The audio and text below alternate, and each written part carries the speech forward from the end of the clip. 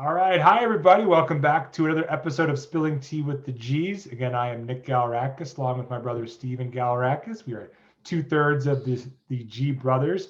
Today, we have Jay Carter, our good friend Jay, survivor, and someone that's been living with cancer for a long time. But he's someone that has found an awesome routine from a health and fitness standpoint and from a mindfulness standpoint, Steve. And really excited to have him with us.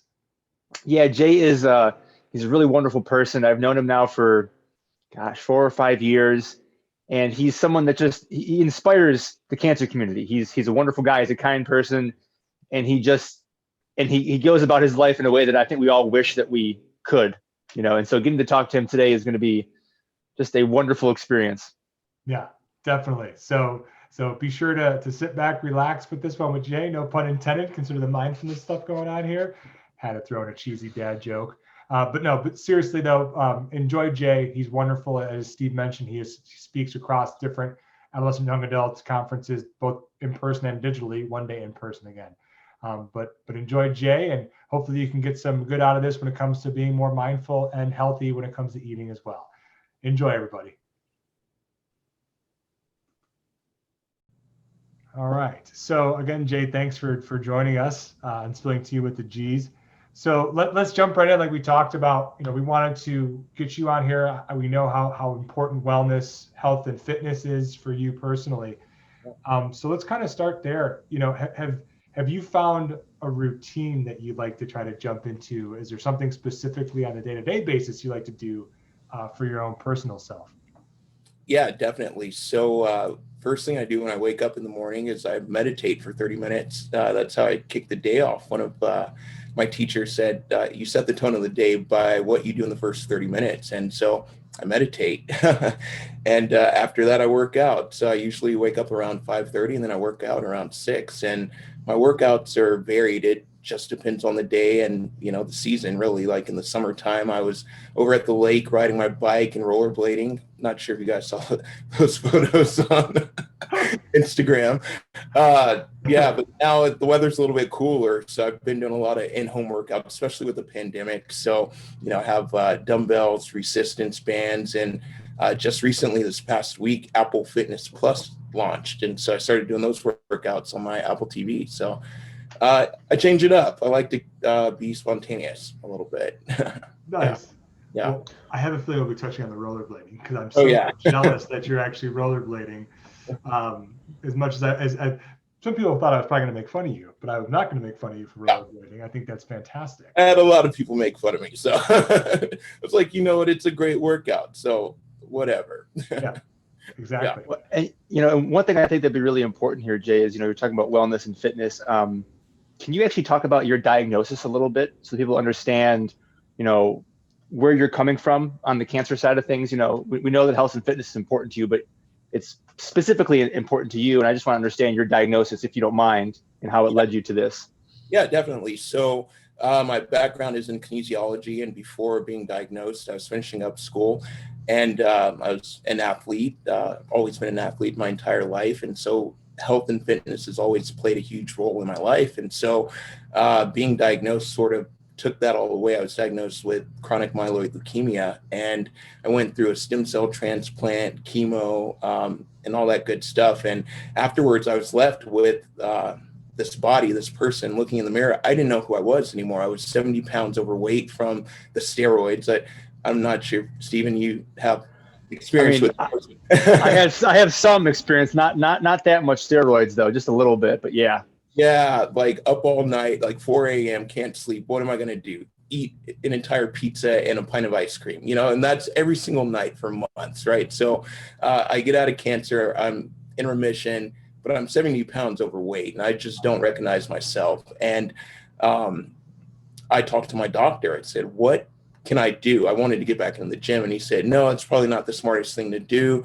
And so we were running through ideas, and I was like, well, what can I do? And he said, ride a bike. So I picked up my first road bike. Then I started riding my bike. I trained for the Live Strong Challenge. This was back in 2014, I want to say.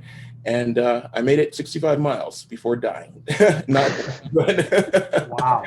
I didn't make it the full 100, but yeah. And so ever since then, it's like I started feeling like myself a little bit again, and sort of feeling normal, like getting back into physical activity post cancer treatment. It's such a different beast than, you know, going before. Like being a former football player, always taught like push yourself, like keep going. I was hospitalized 2 times with rhabdomyolysis while training for the bike race, and it's just because my body couldn't take it. And so just going through that journey, getting back into shape and realizing that survivorship and fitness isn't going to look the same as it did before. It got me curious, and that sort of led me down this path now to why I'm doing what I'm doing. So. Got it. What, you know, and that's, it leads me to my next question. Actually, there is something you said there about, you know, how fitness post-cancer is different.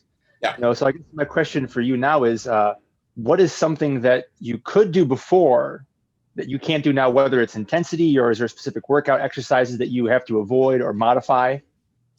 I wouldn't say I'd have to modify any exercises.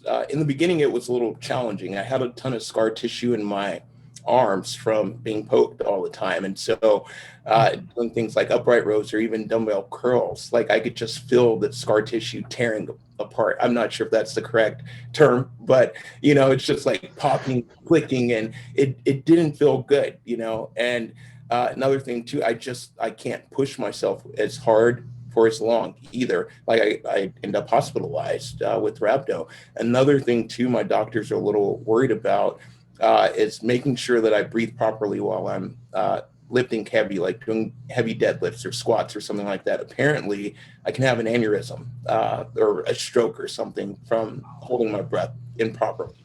So those are things that I'm definitely mindful of now when I'm working out, but it doesn't really slow me down.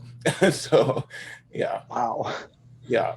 is so many things there, but specifically from the breathing standpoint, is that specifically because of the treatment you have, the type of cancer that you have, or is that, you know, just I think for everyone else to kind of unpack that a little bit? Yeah, from what I understand, it's from the chemo. So the chemo weakens the blood vessels, and holding my breath improperly would cause too much pressure and could cause one to explode. That's what I was told. And so, yeah, they're like, be careful. Got it. So I know, Steve, if I recall correctly, you were told to avoid certain heavy lifts as well. Was that the same reason, or was that just more because you're back? Different type? Yeah, for, you know, Jay, I'm not sure if you know. One of them, right? Sorry. No, so I mean, the big thing is for me, as I was told, if it doesn't cause me pain, then I can do it. Yeah. You know, for me, and Jay, I'm not sure if you know this. So I'm fused. My spine is fused from my third lumbar to the top of my sacrum. Okay. From my first cancer that I had. Okay. And then most recently, they removed 5 inches of my paraspinal muscle on the right side and the lumbar region as well. So as you can imagine, that's inhibited a few things as of recently. But no, yeah, my big thing though is if I wasn't allowed to do things that, you know, I mean, I deadlift now. I'm careful about how I deadlift. Yeah, those are. Yeah. Do them right. Like I always hurt my back deadlifting. So, well, and that's why when I do deadlifts, I do Romanian deadlifts. So I start up and go down. I rarely start from the bottom because I don't have bumper plates. You'd be jealous, Jay. I have a Rogue Fitness squat rack in my garage. Oh, no way. Yeah. After the pandemic. well, I offered you that last time, and I forget where exactly you're living at, Jay, but it's 34 and raining right now here in Cleveland. So unless you want to work out outside. Oh yeah, it's 72 here today in Dallas. So cold, right? Yeah. Chilly. Got it. So, oh man. Well, so kind of going full circle back now for the first question I had was Steve said, thanks for explaining your diagnosis, I think, to everybody to understand, probably one of the big reasons why being healthy and fit and mindful is so important to you. Yeah. The meditation in the morning, does that help your breathing, or is that just more just in general from an anxiety level? Why 30 minutes of meditation every day? Mainly from an anxiety level, really. So after going through treatment and having time to actually sit down and think about what I just went through, I was anxious, I was mildly depressed as well. and just trying to figure out like what's going on with my life. Like I just went through this giant battle or whatever you want to call it, where, I went through chemo and radiation and surgeries and all this fun stuff. And now I'm sitting here left trying to pick up the pieces of everything. And it definitely caused anxiety a little bit. And so I was actually on an epic experience trip. I was volunteering at one of the trips, and one of the campers brought up the Headspace app. And so that's when I first started meditating, and it's been such a game changer. And, over the years, that was maybe 4-5 years ago now. And so over the years, I just started making a part of my daily routine, and it's done wonders, just starting the day with a calm mind, so I meditate in the morning and at night too. So in the morning, I meditate to set the tone for the day. And then at night, I meditate right before bed just to leave the day in the day, right? Like, let's not take whatever happened today to bed with me and wake up with it in the morning. It's just going to stay in today. So it's been so helpful and useful for me personally. So, yeah. How hard of a transition I would imagine was to do that? Oh, sorry. That was actually my question. Perfect. So yeah, so for someone, let's say like young Jay Carter, right?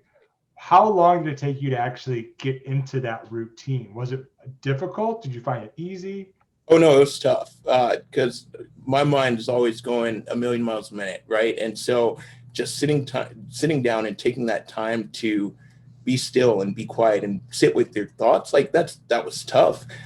So first starting off, I could only make it 3 to 5 minutes, and eventually I got better at it. It took time to build up to the 30 minutes. And yeah, it's good now. But I mean, even now still, like some days are tougher than others, right? If there's a lot of stuff going on, and it's just hard to quiet that mind down a little bit. And I'm just like, what am I doing right now? Like chill, so yeah, it's not easy, and it's a practice, right? Like you practice it every day, and you get better with practice. So the question I have now, Jay, and it's again, it's about your meditation, but it's about your nighttime routine.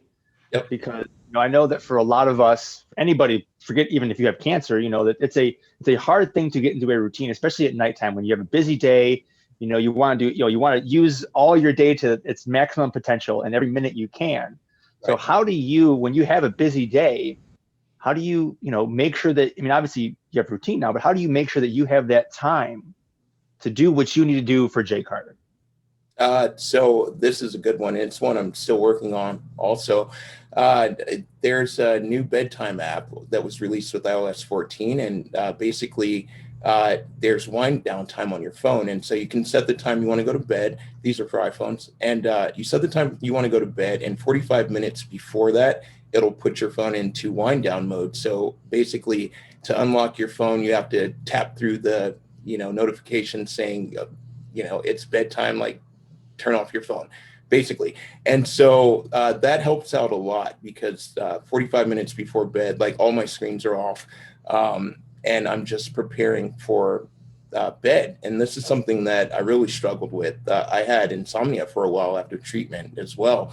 And so from the steroids and everything else. And, I was on sleeping pills for a while. And so getting to bed was really a struggle for me. And so I find now that making sure all screens are off at least 45 minutes before bed really help with the transition into getting a good night's rest.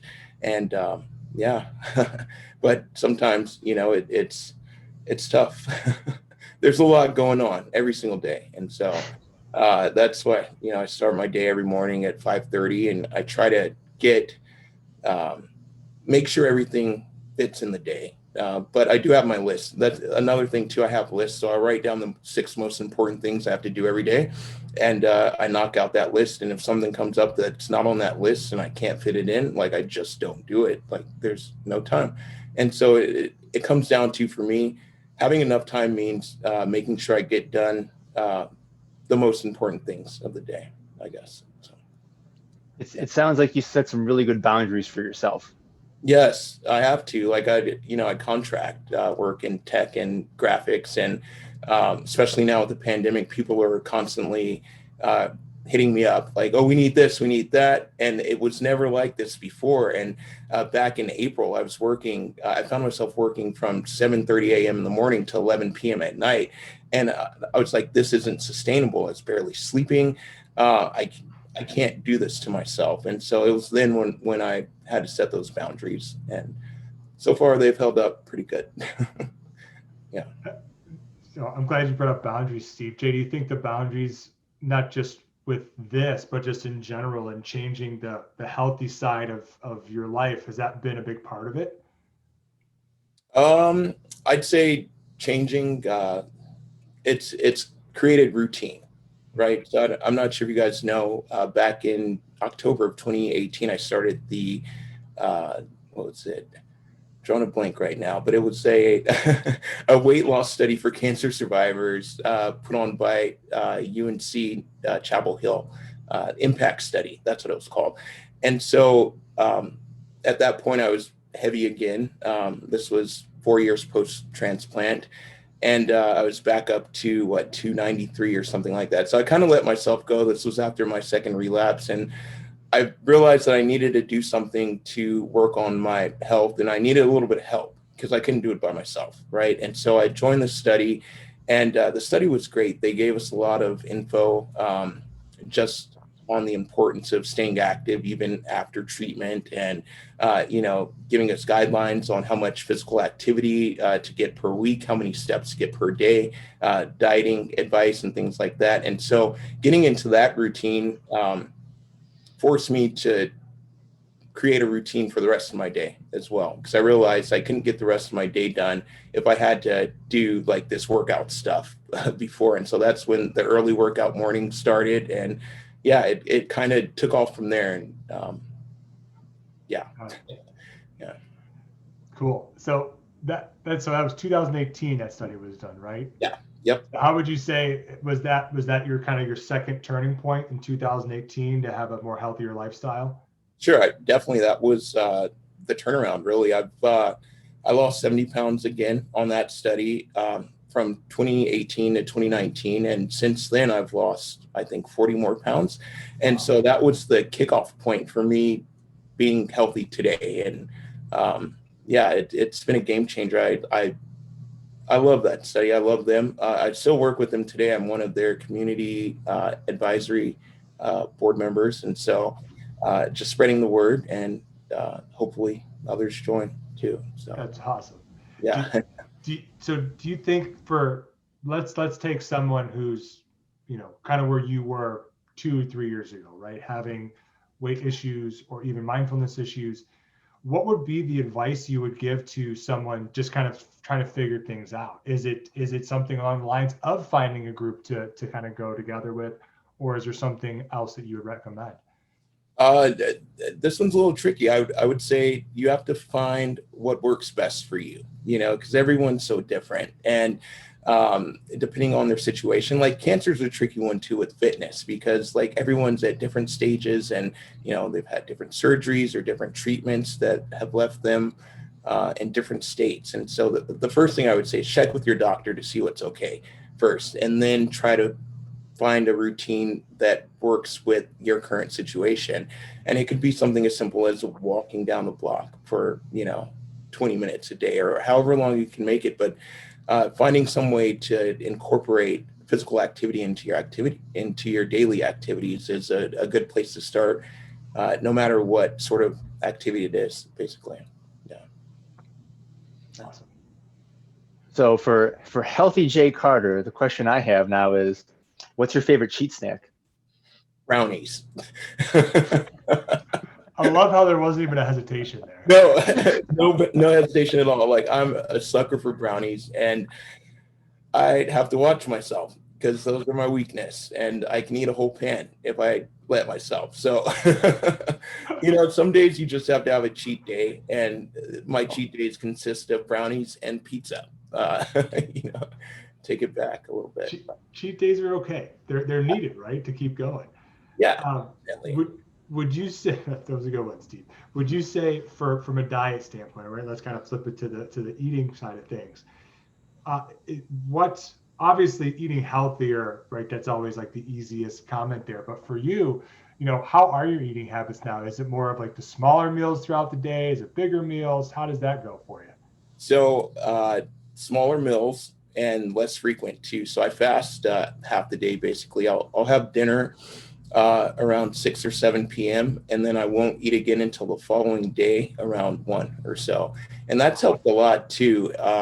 It because what I found for me, like eating healthy, like super healthy foods and trying keto and all that stuff didn't really work because it wasn't sustainable for me. I was missing the foods that I love to eat. So instead, I eat less frequently and I eat smaller portions, and that's helped a ton. I still get in enough calories to survive each day and not be exhausted. But I'm enjoying the foods that I'm eating still. And I feel like that for me, that was important. I've always been a bigger guy and I love to eat. And so like eating brown rice and tuna every day, that doesn't work for me, right? So I still need tacos. I still need like everything. And so just doing it in moderation, eating less and eating less frequently has helped a ton. Yeah. So vegan's not an option for you, is what you're saying. Oh no, unless I always say the only way I could go vegan is if I had a vegan chef, because every time I've had a vegan chef, like it's amazing food. I was on a trip with First Ascents in Oregon or something, and the food the entire week was incredible, and it was all vegan. And I was like, I could eat vegan every day if I had a chef, Oh my gosh, I went with First Ascents as well down in North Carolina. Okay. And I remember the one day sitting at the table and eating what I thought was like bacon bits out of a little bowl supposed to go into a salad. And our chef just goes, "It's not bacon, those are mushrooms." And I'm just like, what? What? Get out of here. But I remember calling my mom saying, "I'm eating all of these things right now." And she's like, "I've been trying to get you to eat those for 20 years. Right. And you're right. Those things are easier when you have someone to cook it because it does take so much extra time. Exactly. But I agree. What blew my mind on the First Ascents trip, we had queso and chips, and it was all vegan. Like, I guess the queso is made of chickpeas or something. And I had no idea. And they're like, "Yeah, that's vegan." It was like, really?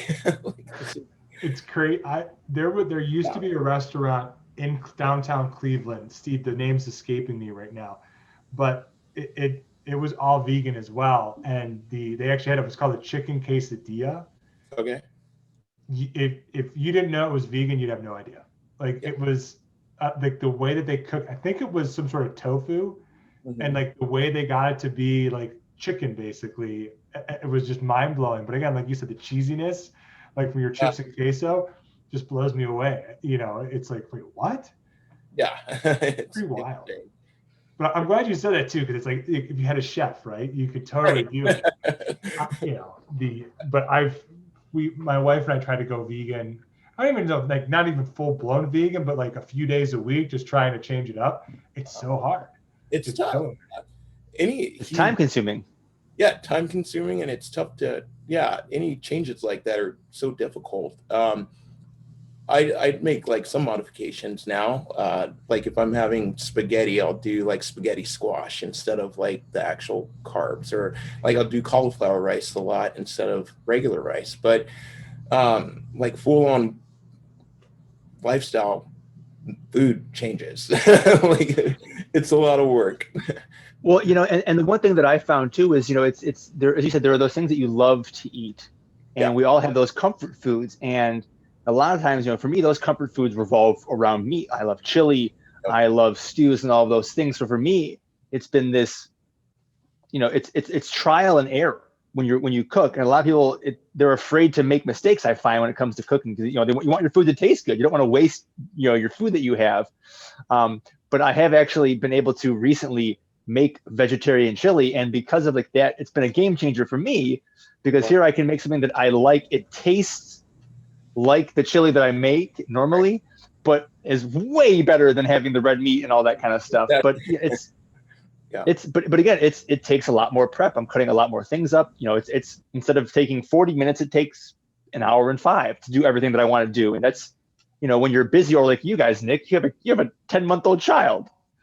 Trying to change eating habits during that time isn't exactly. Yeah, that's a little challenging. Just a little bit. Yeah. Oh yeah. I couldn't imagine. like the friends that we all know that are vegan or even vegetarian for that matter, it's just I can't decide. I think it's impressed on the craziness that is involved with meal planning that people do. I think that's like the only way you can do it is actually like make a ton of something all at once and then store it. But I'm good. I like meat. Yeah, I love meat. Just I live in Texas, like yeah. Well. So Jay, when we went to First Descent, and this has been my last First Descent story. You know, again, we didn't know it was going to be a vegan week. Right. They forgot to tell us. And the one young man that was on our trip, he was the youngest there. He lives on a beef farm in Utah. Wow. We had to sneak him out to get him a sandwich 4 days in because he was literally having withdrawal from not having meat. Wow. He's probably having beef breakfast, lunch, and dinner. Oh, yeah. That's insane. Wow. Gosh. I totally lost my train of thought because I'm just thinking about dinner now. Right? The irony of this, Jay, I actually made a vegetarian chili tonight, not even meat with it. And so, yeah, it's just, anyways, my problem. All right, so you don't eat, you eat from 1 p.m. to essentially 7 p.m. every day. Yep. How many meals fits in that window? It depends. So I'll have one big meal, dinner, and then I'll have other snacks throughout the day. So, trail mix is my friend that gets me through a lot. Trail mix and almonds, and sometimes like a peanut butter sandwich on wheat toast, and it really just depends. A lot of fruits and veggies too. I love carrots and hummus. That's one of my favorites. That's my go-to. Also bananas. I don't know. It's just whatever I have in my fridge. I'm so impressed with the like yourself that you can actually fast for that long. I'm sure it took a long time to be like, yeah, you're not going to eat from 5:30 in the morning to 1 p.m. in the afternoon. Yeah, I was going to say it definitely took a long time. I loved breakfast, right? And so like I'm essentially skipping breakfast every day. And so that took a lot of training, and I'll drink tea throughout that period. I love matcha with lemon juice and ginger and honey in there. Got to stay healthy too at the same time. So get all that good stuff in there. But I'll sip on that like throughout the mornings, and that helps a lot too. But yeah, it took a while to build up to that level. But one day at a time, I guess. Nice. Yeah. So Jay, if you had to give one piece of advice for someone that's just trying to start off, what would that be? Regardless of, when it comes to being healthier, I guess. And I realize that can go a multitude of directions. I'm going to put you on the spot there, but what do you think that one piece of advice would be? Oh, one is so tough. I'd have to say maybe 3 pieces of advice. So first, talk to your doctor and realize what you can do in your current situation, because some people can't skip meals, or like things like that. Talk to your doctor, see what's healthy. Then try stuff until you find something that works for you and you like it. Workouts and fitness shouldn't feel like a chore. You should have fun. Right. And so that's one thing I always try to do. And that's how the rollerblades came in. That's why I'm always on my bike, and even lifting too. Like those are things that I love to do, and I can do them day in and day out without getting sick of them. So check with your doctor and then try things until you find what you like. That's 2. I'll give you 2. Nice. Awesome. Now for our last question that we somewhat warned you about. Yeah. What is your elephant in the room when it comes to either your cancer or cancer in general? I'd say it's the mental health aspects of cancer. Like I always say, every single cancer survivor and patient that I've talked to over these past 5-6 years, they've all suffered from some sort of mental health issues, right? And I feel like it's being discussed more now, but not really. And it's one of the driving forces in my life. Like, why do I get up and meditate every morning and work out? It's like, I need to get my mind right for the day, And so, it's such a huge deal in the community. And I'm happy to see it's being addressed a little more now, but I still feel that there's more work that can be done. So, yeah. Well said. Well said. Jinx, look at that. And just to tie off on that comment, Jay, being our family's been at least peripherally, at the very least, for the past 15 years with Steve when he was first diagnosed. It is amazing, still a ton of work that needs to be done, Yeah. but where it was 15 years ago to now, it is like light years, which is scary to say, but there's still so much more that needs to be done. Yeah. Yeah, there's a lot more that can be done. A lot of exciting new things too. I picked up the Quest 2 VR headset from Oculus back in October, and that thing can be a game changer for like patients in the hospital. Like I'm amazed every time I use it. I'm taken to new worlds, and like it's incredible. And it's a way to stay connected, especially now. Like not even just cancer patients, but us in general, like being in a pandemic, not being able to see everyone. You can hop on the headset with your friends and go like run through streets, like playing video games, or watch a 3D movie on an 80-inch screen in a virtual environment. Like there's so much that can be done with that, and I want to explore it a little more. So Awesome. Yeah. So well said. Yeah. Steve, any curveballs for Jay today? No, honestly, I mean, I asked a lot more questions than I normally do today, so I figure I'll hold off on the curveballs. Right. Cool. Awesome. Well, Jay, thank you so much, man, for joining us. This was great. I hope that some folks get some good out of this when it comes to a mindfulness and healthier living, because it's tough, right? Whether with or without cancer, it's tough.